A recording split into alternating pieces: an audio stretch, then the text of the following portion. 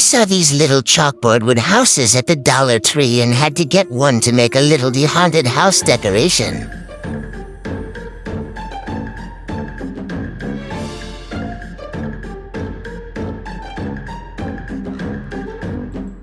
I am of course using pop of color paint from CCDIY. Fecloridumbrilla saves.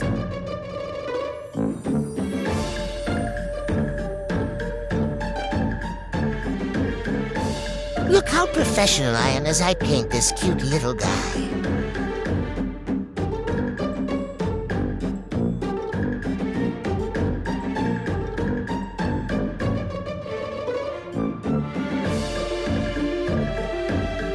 I call this technique the 1900 sponge wall.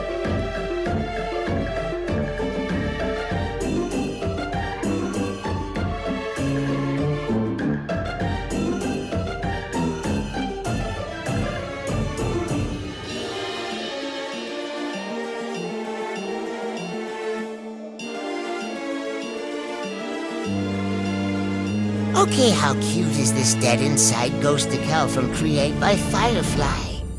Obsessed is an understatement.